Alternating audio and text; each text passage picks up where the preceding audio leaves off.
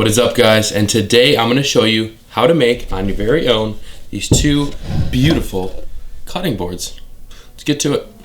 So first off, what we're going to do is we are going to take a couple boards of hardwood. We have one of mahogany and one of hickory. Both of these are great options for making cutting boards. You don't want to use a softwood like pine because it can split and rot. What I'm doing here is I'm measuring and I'm cutting down all of these strips to length. We are going to end up with a cutting board that is 18 inches wide, so I am cutting all of these boards down to just a touch over 18 inches long. That way, once sanding is done and once final buildup is complete, we can cut it down and make it perfectly square at that final 18-inch measurement. I initially measured one board and made my first cut. I then used that same board as a template for all of my other cuts, so they're the exact same. So even if I was a little bit off on my first cut, I still know that all the boards are the exact same length. Next, what we're going to do is rip them down to 1 inch wide. These boards are 3/4 inch thick, so I'm going to end up with little rectangles that are 3/4 of an inch by 1 inch wide. After ripping these all down, we have our hickory, our mahogany, and some cool little leftover pieces, which, if you play your cards correctly, you can turn into a nice little cheese board, just like so. Next, we are going to start our glue up. This is the most important part because it is time sensitive. You want to make sure that you have all of your materials, all of your pieces and components all together. What I did here is actually laid them across a couple even parallel surfaces to make sure the glue up is straight. I then flipped them all on their sides and spread a ton of glue all over the top of them. The type of glue is also important. What I'm using here is Titebond 3.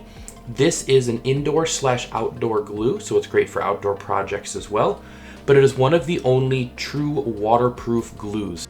Obviously, this is important for maintenance because you need to wash your cutting board. Now I'm attaching all of my clamps to squeeze all of those glued pieces together. I'm also attaching these perpendicular clamping cawls on the ends to make sure all of the boards stay parallel on the ends. Now, my favorite part of any project, waiting for glue to dry. The old expression of watching grass grow or watching paint dry, the same exact thing applies here.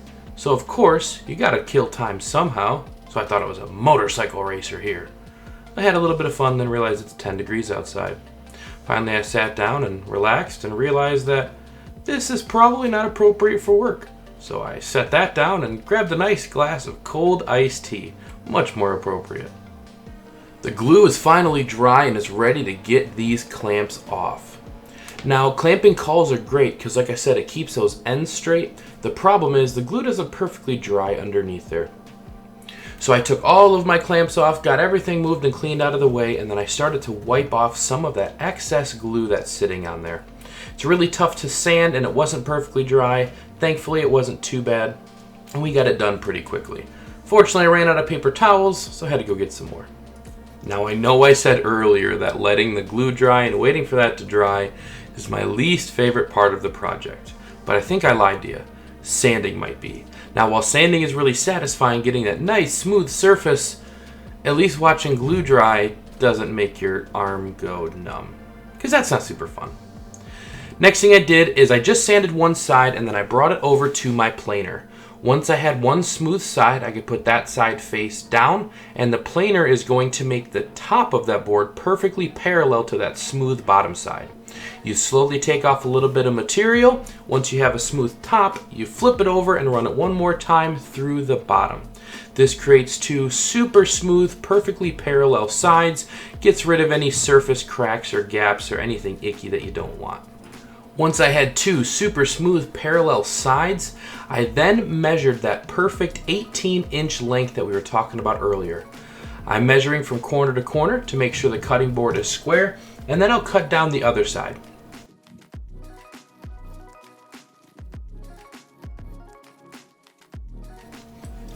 After those are both cut to the right length, I am going to put a 1/4 inch roundover bit into my router.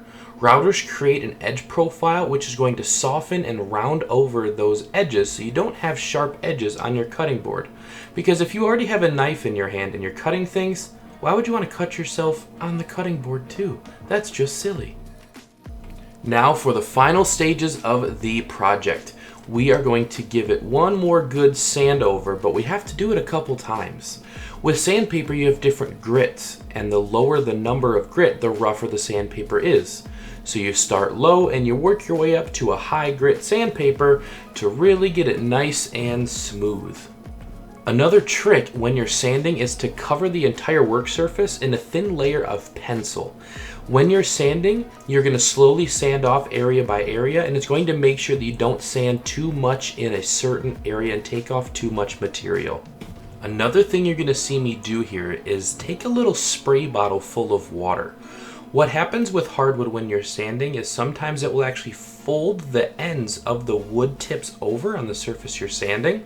When you spray it with water, those fibers tend to stand back up.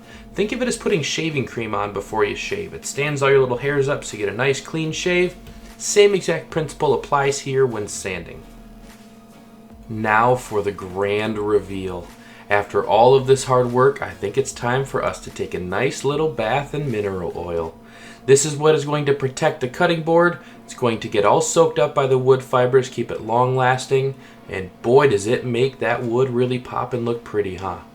We're going to take both boards, we're going to soak them in a bath of mineral oil, and then we're going to let them dry overnight.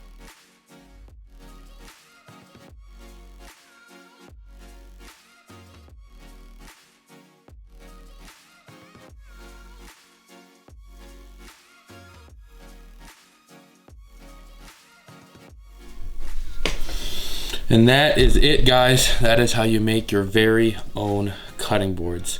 Thanks for sticking with me. Good luck on your projects, and we'll see you soon. Peace.